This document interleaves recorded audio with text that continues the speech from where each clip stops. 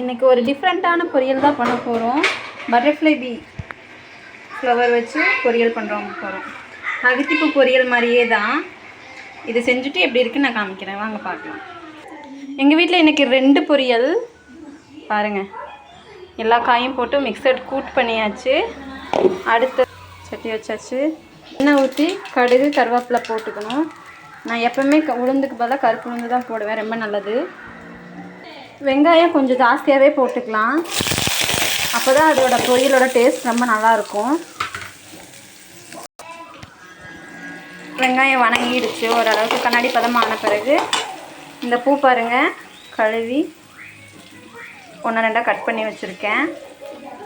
இதை எடுத்து போடணும். இந்த ஃப்ளவர்ஸ் ரொம்ப போட்டு கசக்கி கழுக வேணாம், எல்லாம் இதாகிடும், பாயில் ஆகிடும்.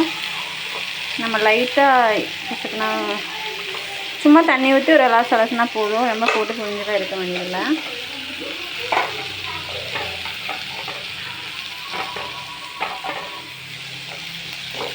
பாருங்கள், போட்டு நல்லா வணக்கணும்.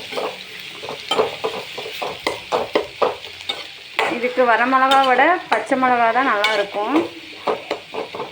பச்சை மிளகா கட் பண்ணி போட்டுக்கலாம். வெங்காயம் வணக்கும் போதே பச்சை மிளகா போடணும். நானே 2 வேலையும் பார்த்துட்ருக்கேன். கேமரா ஷூட் பண்ணுறது நானே கையில் பிடிச்சிட்டு ஒரே கையில் சமைச்சிட்ருக்கேன். ஸோ அதனால் மறந்துடுவேன். இந்த பச்சை மிளகாவும் கட் பண்ணி போட்டுக்கணும். நிறைய ஃப்ளவர்ஸ் எங்கள் வீட்டில் இருக்குது. நீங்கள் ஆல்ரெடி ஒரு வீடியோவில் பார்த்துருப்பீங்க, சாங்ஸ் வச்சு போட்டுருப்பேன். அதுதான் நல்லா வணக்கணும். ஒரு 2 மினிட்ஸ் தான் வெந்துடும். கீரை மாதிரியே அப்படியே எடுத்துட்டா குளக்குளன்னு கையில் இருந்துச்சுன்னா வெந்துருச்சுன்னு அர்த்தம். ஒரு 2 மினிட்ஸ் மூடி போட்டு வேக வைக்கலாம். சைட் பை சைடாக அது வேகிறதுக்குள்ளே தேங்காவை நம்ம துருவி எடுத்துக்கலாம். நான் துருவ மாட்டேன், எப்போவுமே இப்படி சில்லாக போட்டு மிக்சியில் ஒரு பேக் சைடு பல்ஸ் மட்டும் கொடுத்து எடுத்துக்குவேன். பார்த்திங்களா, ஒரு 4 ஓட்டு ஓட்டினா இந்த மாதிரி ஆகிடும், துருவின மாதிரி ஆகிடும். நம்ம துருவினோம்னா ஒயிட் கலர் மட்டும்தான் கிடைக்கும்.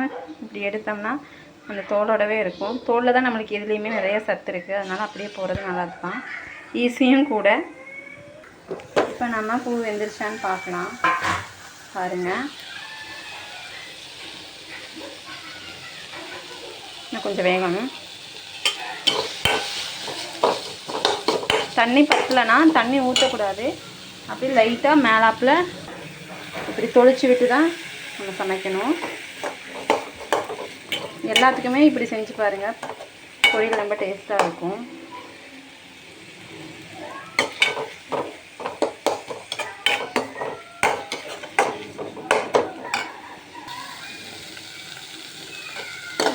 வெந்துருச்சு.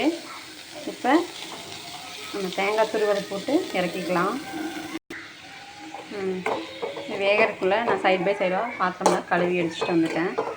நம்ம எப்போவுமே சமைக்கும்போது அப்படியே சைட் பை சைடாக அப்பப்போவே எல்லாமே கழுவிட்டோம்னா வேலை ஈஸியாக முடிஞ்சிடும். போட்டு வச்சுட்டு மறுபடியும் சேர்த்து வச்சு கழுவினோம்னா நம்மளுக்கும் கஷ்டமாக இருக்கும். பார்த்தாலும் இவ்வளோ பாத்திரமா அப்படின்னு அதுக்கு நிறைய டைம் ஆகிற மாதிரி தோணும். சைட் பை சைடு அப்படியே நம்ம ஒர்க் பண்ணிவிட்டு எல்லாமே கழுவி வச்சிட்டோம்னா வேலையும் முடிஞ்சிடும்.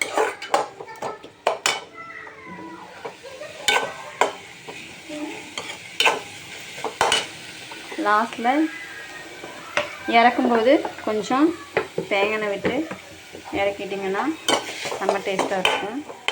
வாழைப்பூ பொரியல், அப்புறம் தண்டு பொரியல், கூட்டு அவியல், இது மாதிரிலாம் செஞ்சோன்னா கடைசியில் கூட்டு அவியல் கண்டிப்பாக தேங்காய் விடுவாங்க கடைசியில். ஆனால் கீரைக்கும் விடுவாங்க.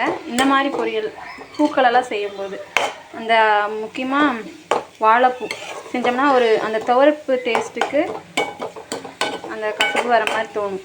அந்த டேஸ்ட் இல்லாமல் அடக்கிடும் தேங்காய் ஊற்றினோம்னா.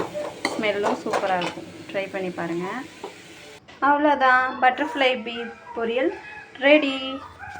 ட்ரை பண்ணி பார்த்துட்டு எப்படி இருக்குன்னு கமெண்ட் பண்ணுங்கள். பாய். கலர்ஃபுல்லாக இருக்குல்ல?